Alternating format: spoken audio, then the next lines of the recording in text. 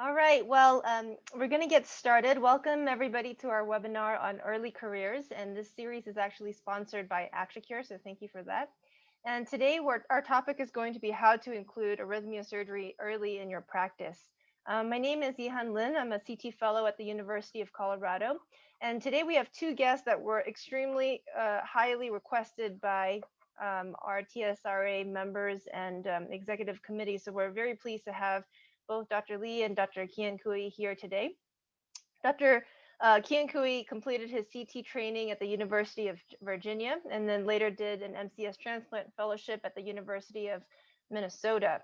He was previously a faculty at USC and is currently in private practice at Adventist Health in Napa Valley, California.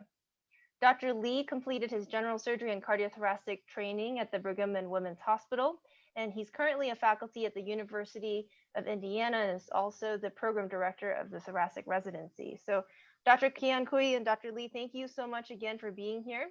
Do you guys mind giving us a bit of a background about the current practice that you are in and sort of how often you practice AFib in your current practice?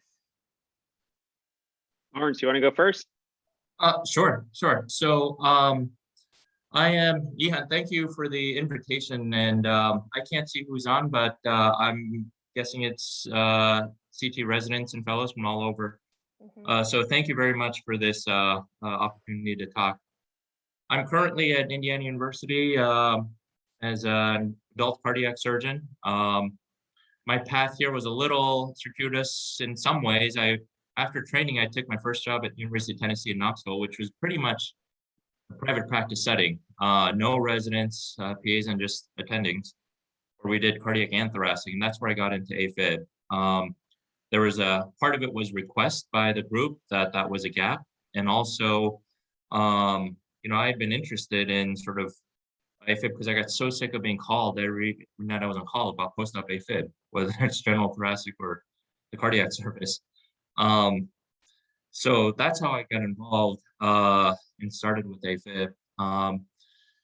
Really, I guess you said there are questions later about how specifically we get started, but basically, once I got AFib going and it's some minimally invasive stuff, when I was in Tennessee, I was proctoring around the country and ultimately got recruited here to Indiana to start some of that stuff. And here I am now. Program director, so I try to include some of that as the curriculum with our residents. Awesome. Dr. Kiankhooy, do you want to go next? Yeah, sure. So thanks again, and thanks for Atricure for setting this up and all the residents. So a little bit of a roundabout way as well. When I was at University of Virginia doing my CT fellowship there, there was a attending there by the name of Gaurav Alawadi, who's now chair at the University of Michigan. And I remember being kind of the fellow that would scrub his minimally invasive AFib cases. And so we all kind of know what it's like during training. Sometimes there's some random case that you've never heard of, and whoever seems to scrub it the first time is the same person who scrubs it the next 5 times or 10 times and 15 times. And so what ended up happening is I was lucky enough to work with Gaurav, and he was doing the totally thoracoscopic epicardial maze back then. And I just started scrubbing them with him, and he let me do some. And then when I went to Cedars to do my MCS transplant fellowship out in LA, Dr. Ali Konazad happened to be there, who was the principal investigator of the DEEP trial. And the DEEP trial is an ongoing trial that's looking at the effect of doing a hybrid maze using a totally thoracoscopic epicardial approach with an endocardial approach. And it just happened that he was there and he was doing this technique. And so during my transplant fellowship on days off or whatever it was, I would hang out with him and do some DEEP procedure cases. So when I finished my MCS training, I actually went into private practice in LA. And it was kind of the same thing Lawrence said. You get into private practice and there's definitely this gap in AFib. And, we know all the data and it's all out there, and we can talk about that more if you want. But basically, most adult cardiac surgeons aren't treating AFib. So when you come right out of training, there's a gap. And I had two partners at the time in my group. One was about 10 years out, one was about 15 years out, and neither were very interested in kind of contemporary AFib treatment. So they said, well, it sounds like you kind of have a background. Why don't you take this on? And so I started doing just kind of open mazes, in the open setting with cabbages and AVRs and stuff. And then I actually went up to Northern California and spent some time with Dan Dunnington, learning more about the totally thoracoscopic, like quote unquote maze, this epicardial maze. And then he proctored me for a few cases, and then I started doing them in SoCal. And so I was doing probably about 10 to 15 a year, which is reasonable, like one a month. And then after a couple of years in private practice, I got recruited to go to USC, mainly for my kind of transplant MCS background. But then when I was there, kind of the same thing. Like there were, obviously a fantastic group there, but they didn't really have an AFib person. So then I fell into that space again, and was able to develop a program doing almost at least 30, maybe 40 totally thoracoscopic AFib cases at Huntington Hospital, which at the time was a USC affiliate, if you will. So spent 3 years at USC kind of building that program, being kind of the AFib guy there, and then actually got recruited to join Dr. Dunnington up in St. Helena, up here in Napa Valley, where we basically, like I was saying earlier, over 50% of our practice is now AFib. We do over 100 hybrid mazes a year, and then plus all the other open stuff. So AFib is really kind of the meat of my practice now. Got it. Thank you both so much for that introduction. And it sounds like you both actually have experience both in private practice and academics. And can you give a little background on how that may differ in the different settings in terms of integrating AFib into your practice early? Is there a difference between private and academics? Armin, you want to give that a go? Because you're I think, living it right now, that transition. Yeah, sure. There's definitely a difference. I think just like most academic settings, right, where most people train, you're getting the train wrecks, right? And that it doesn't matter if you're the surgeon, the EP, the cardiologist, the internist, it doesn't matter. You're getting all the tough stuff. And so the slice of the pie that you see is really, really thin and really complex. And when it comes to AFib, I think in the academic setting, it's often thought about kind of like this throwaway diagnosis, right? Somebody has they have a bad AI with a blown out root and an ascending aneurysm. Oh yeah, and they have some AFib. Well, you're in it, and they've already had a cabbage, right? So now you're going in for a redo root ascending, and they have AFib, and it's not usually something that people are primarily looking at and having treated.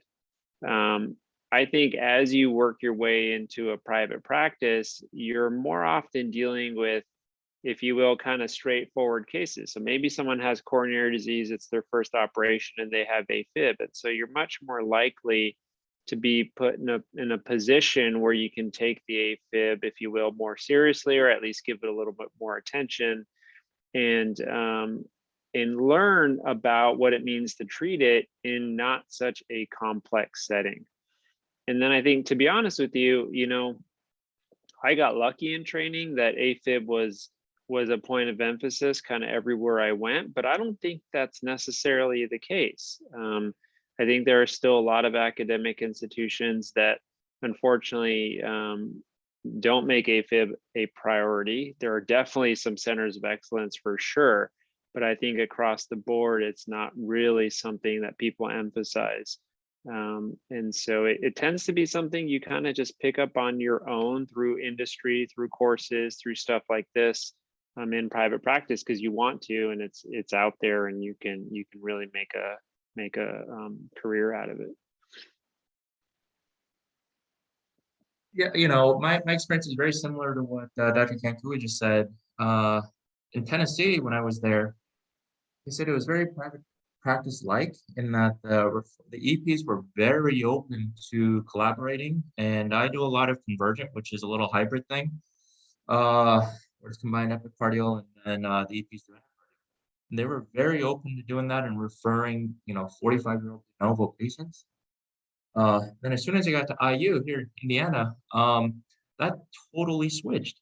And really, I saw a couple people in clinic today where it really is like low EF disaster train wreck type patients. Can you treat the AFib too? And so your algorithm in your mind changes. Like, I'm not going to do a full Cox maze on someone with the EF of 20 doing a cabbage. Maybe I'll do some epicardial stuff as much as I like to be thorough on AFib. And so I think there is a key distinction there because the sort of the conversion in particular is made for people who are young and healthy. And the people I get as referrals are not like that. And so there is that distinction. The other I found between that semi-private environment and the academic is the EPs. And so as I go around, both Dr. Kiankhooy and I do a lot of proctoring, and my experience has been when I go around teaching folks, there are two trains of EPs, two groups of EPs. There's one group where they're very open to collaborating, progressive, and willing to work along, collaborate with surgeons. They tend to be in the private settings.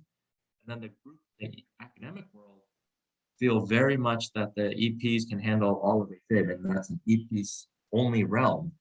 And so we'll get to this later, but that is a challenge in the academic setting. And you have to, if you want to incorporate AFib in your practice, you got to understand sort of the politics and diplomacy of the EP world in that hospital. Yeah, I mean, I would totally add to that. I mean, 100% echo that. I mean, I remember the referrals I was getting in the academic setting were kind of like salvage EP cases, right? Like they've had 3, 4, 5 endocardial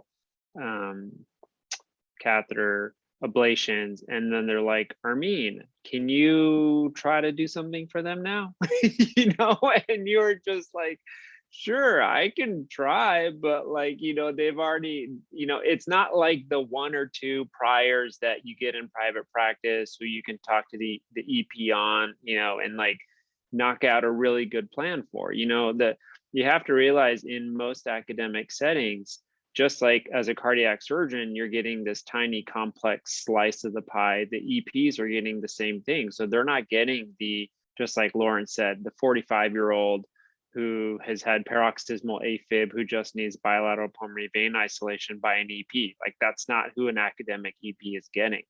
And so you're not going to get that patient because they're not going to get that patient, right? So you're all sharing this very complex yet small patient population. So, and that makes it hard to build a program. It's not that you can't, but it's a very different program than a kind of de novo AFib patient that you're going to see in the clinic and private practice. So there are definitely challenges, but the fun part, the part I definitely miss is teaching residents and that sort of stuff. So there are advantages of being in academics with AFib because I know we make a difference. Like I know Lawrence and I, when we have the opportunity to teach our residents how to do a maze in whatever form, whether it's a hybrid convergent, a hybrid TT, an open Cox maze. Like, I don't know how Lawrence feels, but I know I'm definitely providing value, whether it's at the fellows courses or doing stuff like this, because most residents and fellows don't get it. So there are opportunities in academics to really have an impact as well, which is pretty cool.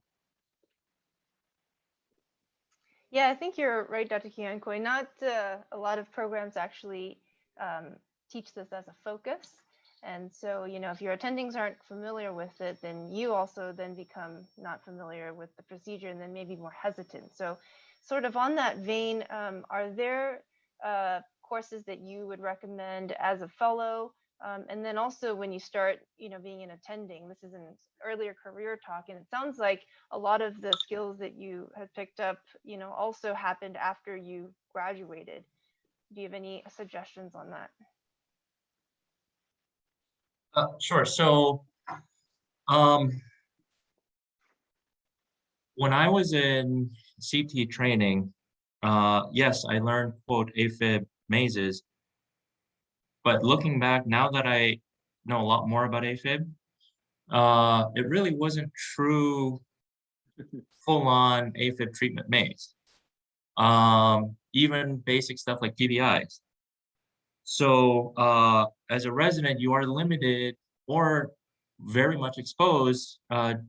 You're kind of at the whim of the faculty at your institution in that regard.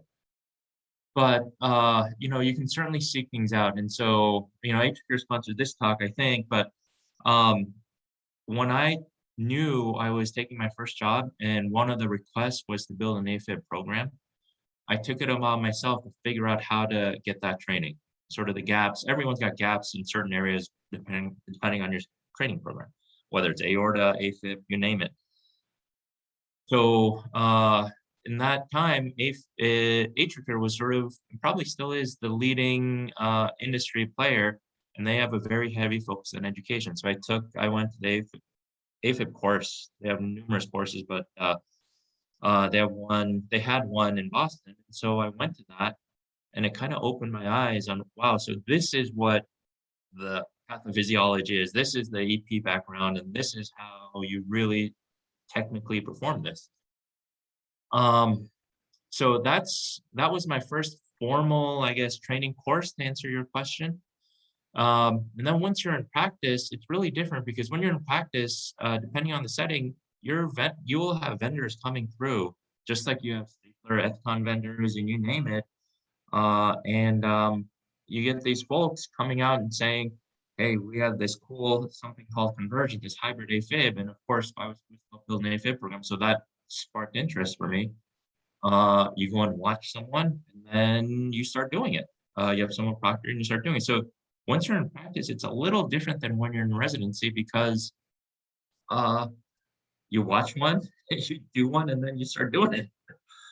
So that was my formal introduction. I think it was a little different than Dr. Kiankhooy's, where he had a very heavy, a very focused AFib surgeon, Dr. El-Wadi, who was there as a faculty member.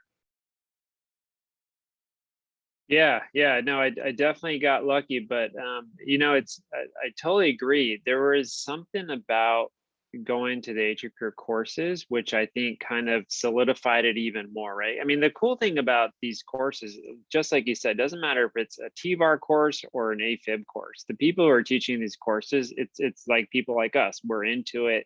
We enjoy doing it. We're kind of on the leading edge of it. We're always looking at the data. We're seeing how to do things better. And so, I think the industry sponsored courses are awesome. Just because you really get like the most contemporary engaged people providing these courses, and so I think that's awesome.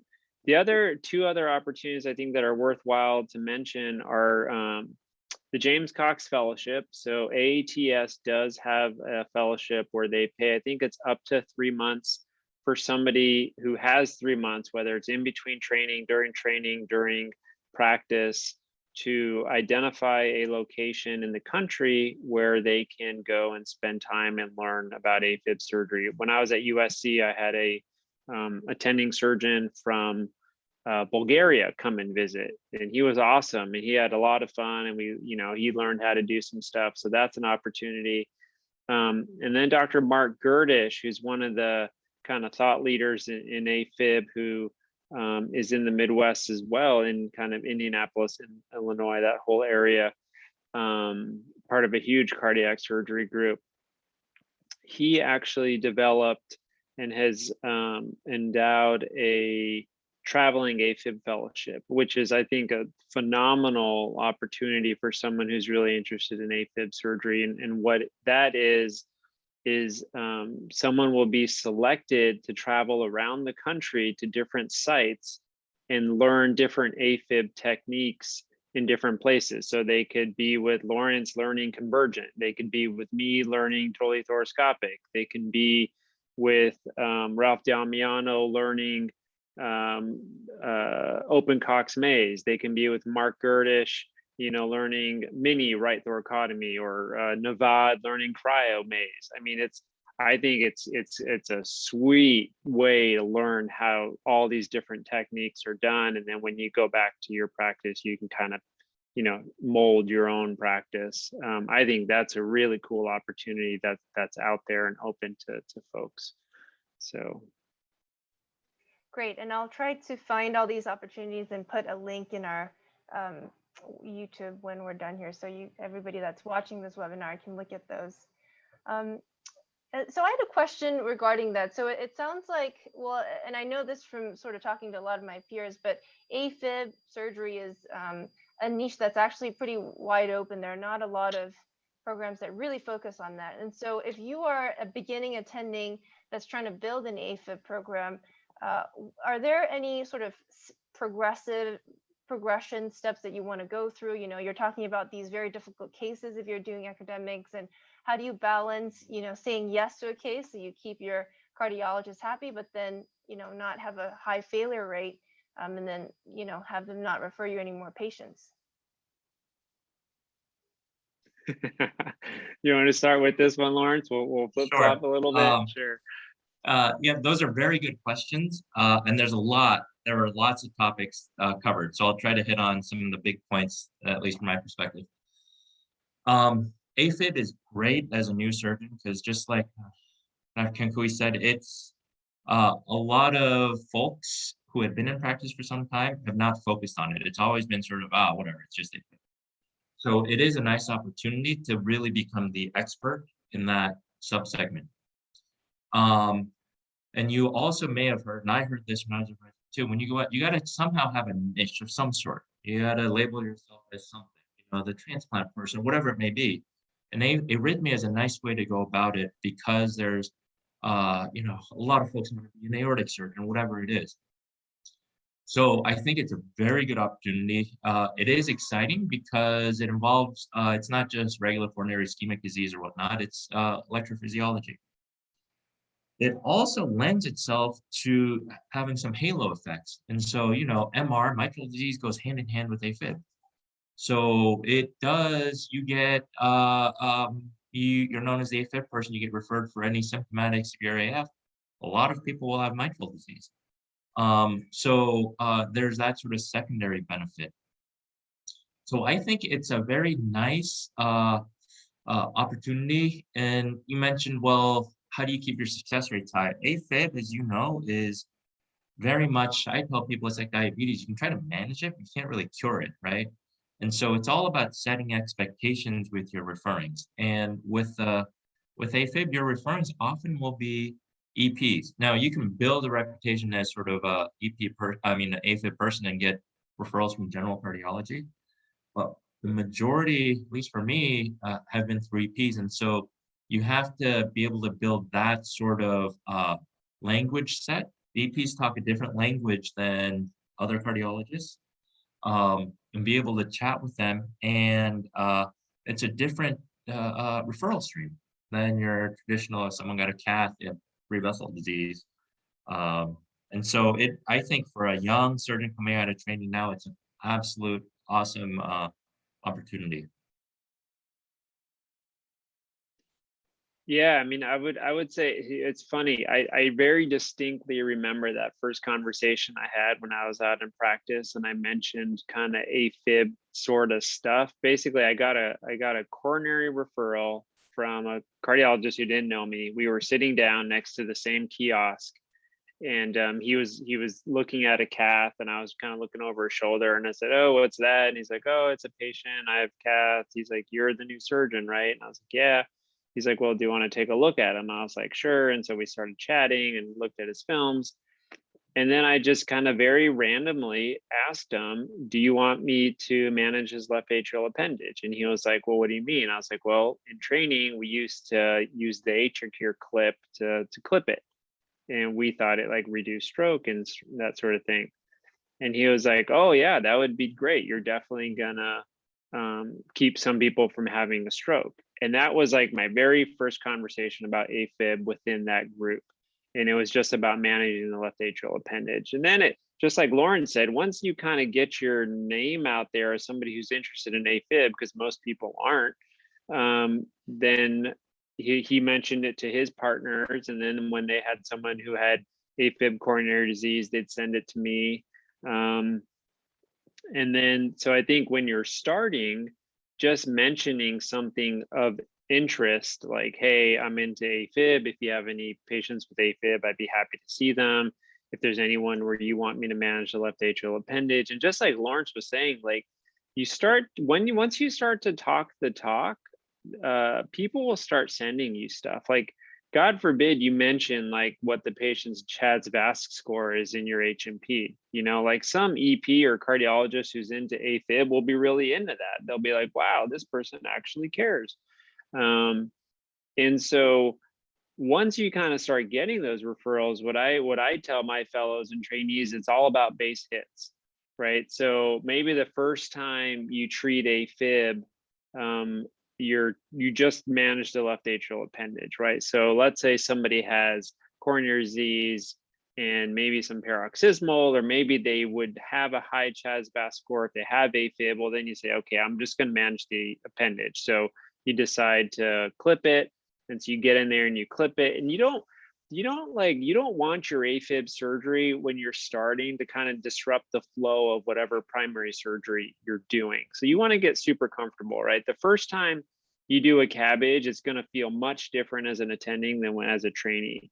And I promise you, the 100th time you do a CABG, it's going to be very different than the first time you did it as an attending. Like, even within the CABG world, it's going to change. So once you start like layering on stuff like AFib, it's going to feel different. And what I would hate is if you like try to do a Cox-Maze for your first time and then you're like, forget it, I'm never doing one again because it was awful. So what I would tell my trainees is start with the appendage, do like 3 or 4 or 5, feel really good about it. Then maybe add some pulmonary vein stuff, because the first time you get around those veins on your own is going to feel different. And then once you get like veins and clip together, then you can be like, all right, I'm going to get in the left atrium. And then you get in the left atrium, do a nice box, veins, clip. And then kind of step by step, then maybe add coronary sinus mitral isthmus. And then you're like, whoa, I've done a whole left side. And then add the right-sided lesion. It's like, be smart about it. And if it takes you 20, 30, 40 cases to build up to a fluid, well-orchestrated Cox-Maze 4 plus whatever else you're doing, ABR, MBR, CABG, then yeah, you've spent 30, 40 cases getting there, but then the next 1,000 or 2,000 cases you're going to do are going to go well. And when you're starting, like you said earlier, Johan, like you really want kind of reliable success. Like you don't need to hit home runs. Like that referring EP has such low standards for what you're going to do as a surgeon in the AFib world that you don't need to get out there and like bang out perfect Cox-Maze 4s right out of the gate. You just need to show that you're interested, you're safe, and that you're willing to work towards kind of this bigger goal. So that's kind of what I tell my folks. Yeah, I really like that stepwise suggestion that you're making. Dr. Lee, you're going to say something? I have a comment on the whole success deal. So one thing you will learn if you decide to incorporate AFib, whether you say you're going to be the AFib person or not, some of our own specialty, I think, has set certain standards. And so I've known personally people I've worked with them, on a first name basis, who will do PVIs and then dictate that in the op note as a maze. And that's not a maze. And so, certainly someone with persistent AFib, if you do PVIs only, they're going to have recurrence. And so a lot of folks think AFib surgery doesn't work because everyone calls everything a maze. If you go ever hear Dr. Cox speak, he has this slide where he has like 24 different iterations of what people call a maze, and none of it's a real maze. And so that leads people in the world to think maze surgery doesn't work, right? And so that goes to your question of how do you maintain success? A lot of that an AFib certainly builds upon your individual conversations with a referring doc. And you say, I'm not going to be able to do a full maze. I can't do biatrial maze ablation, but can probably do, some epicardial work or PVIs, and I'll see what I can get. And so you set the expectations to what you think you're going to do, which will help again with the referrals. And they're not going to expect you to have 90%, freedom from AFib. Like they're not going to do that. So that's how sort of you get around that success question that you asked, I think, at least I have. And the other point is, when you go out there and you start talking to EPs and you start reading some of the AFib literature, the success rates of catheter ablation are not that great. So outside, unless it's simple paroxysmal AFib, the catheter ablation success rates for anything more than that is not great. And so that's what Dr. Kiankhooy, I think, may have been referencing a little bit too of, they don't expect, like if we do a CABG, they expect you to have good runoff and good FE, right? But that's not the case for AFib, so that works in your favor, even as a relatively young, novice, inexperienced, first time attending. Yeah, and I would just add to that by saying that, AFib surgery is not unlike coronary surgery, right? Like we know there's tons of data, or at least there are some good data that say that we should be using more arterial grafts, right? But we all don't. And we all don't for a number of reasons. And but it's kind of a progression, right? Like when you first come out, you're doing a lead med LAD and you're doing some vein grafts. And then maybe over time, even within the CABG world, you're adding maybe a REMA, maybe you're adding some radial grafts, maybe ultimately you do a total arterial and you do some Y grafts and you get real creative and you kind of just bring along your CABG, right? AFib's kind of the same thing. Like you don't need to feel like you need to do it all at once. But like the coronary world too, when you're starting, right, I would go hang out in the cath lab and I would see what was going on in the cath lab and see, what the angiograms were coming out at. You'd hang out there with your interventionalist and they'd be like, oh, you're the new surgeon. Oh, okay, here's the CABG.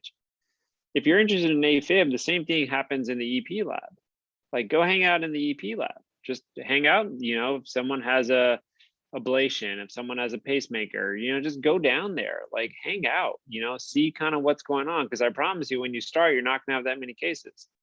So you might as well go hang out in the lab and kind of talk to these people, get your name in there, like put your phone number up there so they know that, aside from, the horrible coronary case they're going to send you, that you're also the guy who they can call after an ablation, and like Lawrence was saying, the cool thing is once you start talking to them and they know you're interested, and then you can dictate like meaningful stuff in your OR note about what ablation you did. And then it can really become a conversation, which is really nice. And that's kind of when it really takes off. Can you talk about some of the biggest challenges that you faced in the early years of trying to do AFib surgery? You want to start and take that one? Yeah. Yeah, sure. I think I didn't actually practice what I preached. I think when I first started, and I think that's why it's kind of so important to me now, why I talk about it so much more now and emphasize it, is when I came out, I was trying to hit home runs. And I was trying to hit home runs in the totally-thoracoscopic space. And so I had established a reasonable program at one hospital, and then I went to go start one at another hospital. In my very first case there, we had some complications. And I think I didn't follow my own advice, which was, kind of take it step by step. And wherever you start a program, you have to kind of over deliver and under promise. And I think that was kind of my biggest challenge, is as you kind of get better at things, you try to take on more. And unfortunately, what you end up doing is just disappointing people if you end up promising too much. And then ultimately you hurt the patient. So I think my biggest challenge was kind of staying humble at the beginning, kind of taking the long view, and just working at it kind of case by case, at like a nice steady pace. Like we all say, it's not a sprint, it's a marathon. And I think you get really excited and you want to help folks and you want to show that you can do this stuff, but you gotta you got to stay humble through the process. There are two things that come to mind when I say what were the biggest challenges. One, when I first started, I was probably in my first year of practice, and I started to do the convergent procedure, which at that time was laparoscopic, transdiaphragmatic. I mean, it was not as straightforward case as it is now. And you're a new attending, so you got all that pressure too. Your first year in practice, you may have heard, is like the most stressful year of your entire career. And like you're trying to build a reputation, trying to have good outcomes, and all this stuff right on your plate. And then you throw on a new procedure that I'd never seen in residency. So that was a challenge, to be able to get through a brand new operation that I had not done before, do it alone, and have good outcomes, and try to build that relationship with you. That was one. And then really the second challenge, which I still face to this day, and I think I will, whatever hospital I go to, is building the bridge with EPs. Has always been a big challenge for me, because there are going to be some EPs who are a little skeptical about what we as surgeons can do. So that for me has always been, you got to sort of figure out how to read people, and some people you can be very direct, others you got to treat with, sort of kid gloves, and so that takes a lot of mental effort for me. So that still to this day often is a challenge.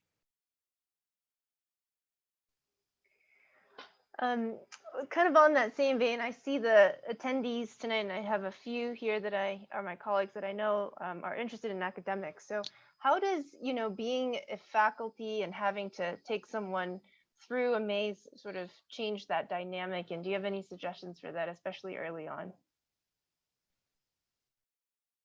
Yeah, so when I was a resident, I never got to do any part of the maze, any ablation, I forget maze, getting around the veins or any of that. So all of that I did on my own for the first time when I was in practice. And I can understand why, because in a sense, if you're trying to build a practice, become known as the AFib person, you got to have as good a result as possible. And you will see as you start to learn how to do, say, concomitant concomitant maze, open maze, there are some nuances there that only you as the operating person can do. You don't want to have folds in the tissue and this and that even as the operating surgeon, it's sometimes very difficult to see. So the tack I've taken, as PD with our residents is everything I've said tonight about how important it is for career building. But in the OR, well, first, outside OR, all the basic fundamental stuff, there are four or five different types of AFib. It's not just AFib. And so starting with the basic language and knowledge, and then in the technical performance, I say you have to pay attention. You gotta, obviously the lesion sets have to be memorized. But the little nuances of how do you prevent folds, how do you get safely around the veins, how do you divide the ligament marshal, it sort of is incumbent upon the attending to verbalize and say that. And from a resident trainee perspective, to ask those questions if that person isn't verbalizing what they're doing, right? So you got to say, why are you dividing the ligament? How far? How do you know? How do you identify it? All those things you need to ask either during or after the case. I do personally let the residents do at least the right side of lesions, and I've had people poke through with the clamp, poke through the right atrial appendage, because it's thin tissue. You shove that bipolar clamp in there, it'll poke right through. But obviously the right side is easier to fix. Now you do that on the left side of maze, that's a disaster, right? So that's sort of been my take. Yeah, what I would do for the residents when they're just starting, is I would actually have them, just like Lauren said, it's all about anatomy. Like they have to know the anatomy, right? And what's actually kind of nice is if you let them sort out some of the anatomy on a case that doesn't need a maze. And so what I mean is, like, if you're doing a mitral, they should be super comfortable with the transverse and oblique sinuses, right? Like let them open that up. And so as it doesn't have to be a maze for them to kind of do the maneuvers that you really need to do in order to do the surgery. So I would kind of let them open up the sinuses and make sure they kind of knew where they were connecting to and what the anatomy looked like. And then I would let them get around the veins, even if it wasn't a maze. Like it's less stressful if they just kind of get around the veins and you don't need to ablate anything. And then a lot of times for kind of the more junior residents, I would do the maneuver, right? I would get around the veins and then I'd give them the clamp and have them do it again, right? The plane's already developed, but just kind of getting them used to getting around them. And like I said earlier, just kind of letting them do a little bit at a time and then ultimately doing all of it. The more senior guys, the I6, fellows would do all of it. But at the beginning, you just kind of let them do a little bit at a time, just like you would a coronary or an ABR or whatever it is. So. Got it. Thank you for that. I have a question from our attendees. So where do you think the field will be going the next few years and some areas of innovation? Yeah, hybrid. I think what Lawrence is doing is really the whole direction of the field. I mean, convergent, combining epicardial, endocardial lesions, I think is where the field is growing. Most of the attendees probably know about the Converge trial, which was Atricure's large randomized controlled trial. That was the first study that showed the superiority of a epi-endo approach, the hybrid approach versus just endocardial ablation by an EP, and that's been a huge deal. It's been really picked up by the EP community at large. It's a big talking point at HRS, which is the Heart Rhythm Society meeting. And I think that trial in and of itself really ignited a more of a partnership, kind of a heart team approach, if you will, just like we have in TAVR. I think that kind of opened the floodgates for that heart team set up for AFib moving forward. So I think Cox-Maze 4 is still going to be there. It's still going to be super important for folks to learn how to do it in the open setting, and it can provide a lot of benefit and impact for patients. But I think en masse, I think the convergent procedure that Lawrence performs, and we do sometimes, but I think the whole heart team hybrid approach is going to be where the field is going. Yeah, to piggyback on that, I think one area is a lot of arrhythmias focused on AFib. There are lots of untapped other arrhythmias, so VT ablation. There's not a good way, EP or surgical, to do VT ablation. So if you're talking about that question in the chat is asking about innovation, that's probably wide open. There's not a good solution for those types of arrhythmias and how to do it minimally invasive. I think the other is if you go to the EP lab and to create an electroanatomical map, a voltage map is very involved. And so some of the newest stuff in the field has been like a wearable vest, where it gives you basically the same type of voltage map without using catheters. And so is that, can you incorporate that into image guided stuff? Maybe, that the more less and less invasive you can do things, obviously things are heading that way. So I would guess if you were trying to innovate, it's not going to be how to create new lesion sets, but how to best replicate the best lesion set. Probably say, for example, Cox-Maze 4 lesion set is very hard, if not impossible, to replicate that without opening the atrium. So, and can you do that minimally invasive?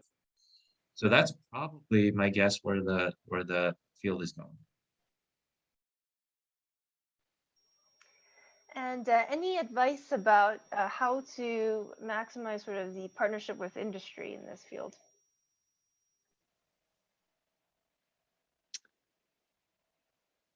Well, they're going to find you. I mean, for anyone who's open to it and willing to to work with industry. Industry gets a bad rap in some sorts of ways, but they help us so much. I mean, as far as resident education, fellow education, faculty education, resources, meetings. When you guys, I mean, I'm sure you guys see it in clinic now, and you guys see it in the OR when there's reps around and stuff like that. When you guys are out starting to, just be open to it, have them come to your clinic, chat with them, talk with them.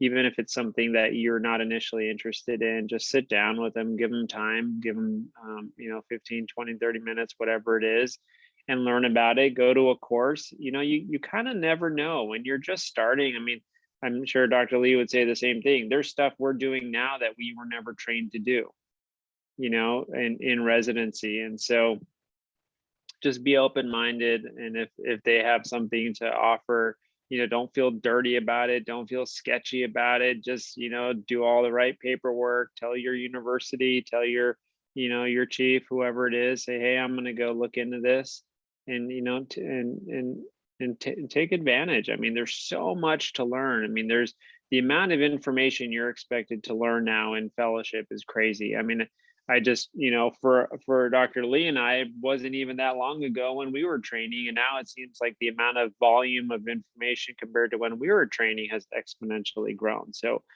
even though the amount of time is the same, right? So you can't expect to learn everything that you're going to be doing in training. You need help. You need partnership with industry, mentors, things like that. So take advantage of those. Don't shy away from that. And don't give it a cold shoulder. You'll miss out on stuff. So. Yeah, industry is a tool in your toolbox. So I think as long as you recognize that the industry can provide real substantial value in the right setting and context, use it to your advantage. It's not someone's buying you, a trip to Hawaii or something. I don't think that's even allowed anymore, right? So if you see reps, a lot of those folks are very well trained in their field. And so it's just like when Edwards comes around with I don't know, am I allowed to say a company name with their new TAVR valve, right? They're going to know the latest data, not only about their device, but about the field.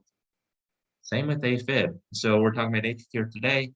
They're going to know stuff about AFib and some new paper that an EP put out somewhere well before I hear about it on my own. And so you use that to your advantage. If it means you become an expert and you're asked to consult, that's your call to do. But every industry course, not just AFib, an industry course I've been to has been, and this is mentioned today, has been taught by colleagues, meaning a cardiac surgeon who is actively practicing somewhere in the US. I mean, so there is that peer-to-peer aspect as well. And I certainly, when I teach, maybe a fellows course or something, if it's industry sponsored, I'm not told what to say. Like, they can't by law tell you what to say. So I can say what I feel professionally is appropriate. And so, you can take it with a grain of salt, however you want to see it. But again, I would echo that, don't just throw it off as, that's, a negative or bad thing. I think you have to be able to discern when to utilize that to your advantage. And do you have any advice? I think there are a lot of additional technology when you do AFib surgery. So how to get the whole team on board and, making sure that all your materials are there and, you're using them appropriately.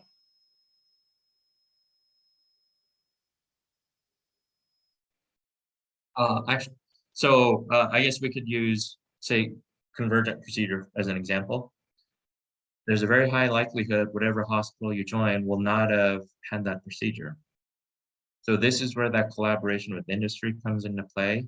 The industry folks they'll basically take on training the hospital staff and the technology and what do you need for the OR? How do you get set up?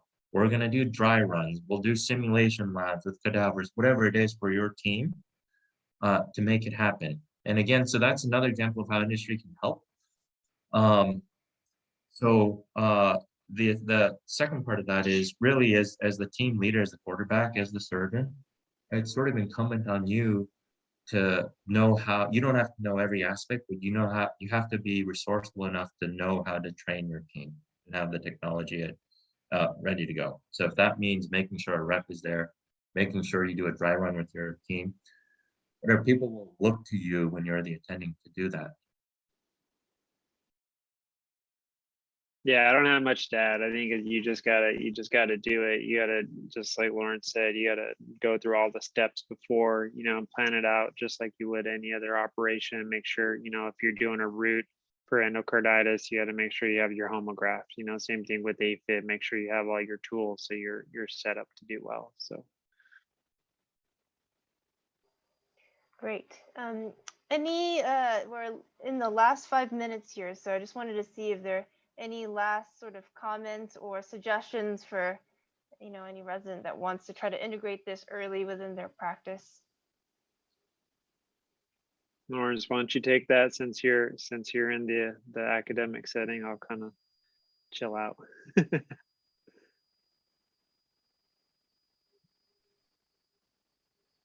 I don't see any additional questions in the chat.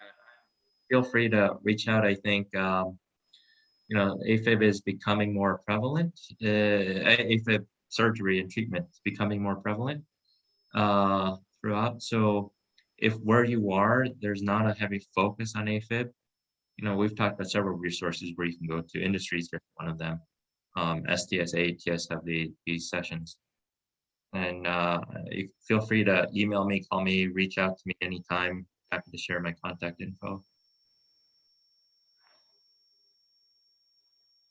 Dr. Kiankhooy, any last minute additions to that? I was listening to your 3 A's, and I think that actually would be something good to have in our webinar recording. Oh, sure. Yeah.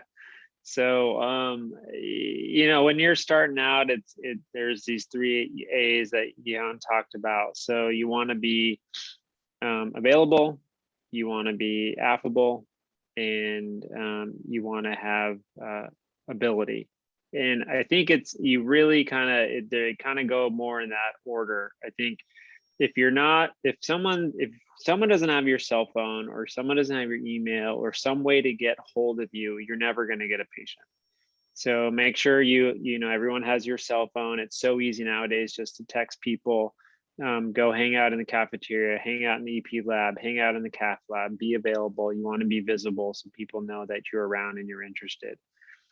And then you want to be affable. You want people to like you. It's crazy, and I'm sure Lawrence and I have both seen this. There are some very nice, very available surgeons who are not the best technically, but they have these booming practices because people like them. It's a lot easier for a referring doc to come up to somebody that they like, who's available, and give them a patient, than somebody who may be the best surgeon technically, but is kind of behind the veil in a closet. Nobody knows about them because they're not approachable.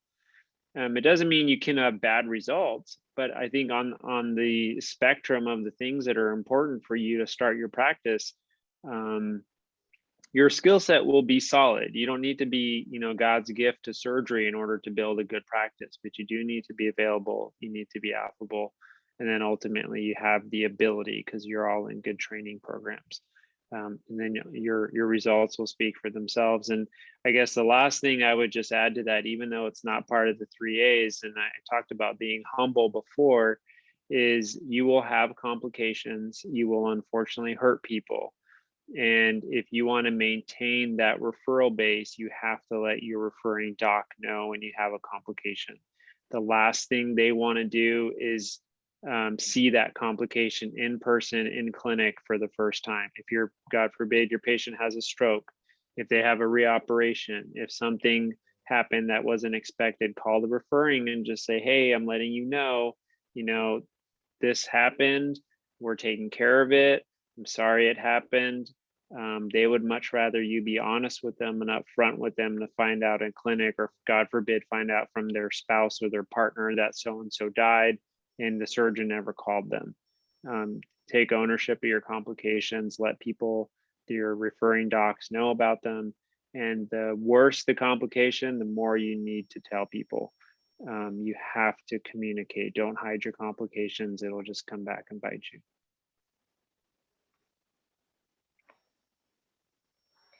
All right. Well, thank you again to the both of you for taking the time. We really appreciate having you do this webinar, and I'll have all the links of all the relevant courses that you guys have mentioned.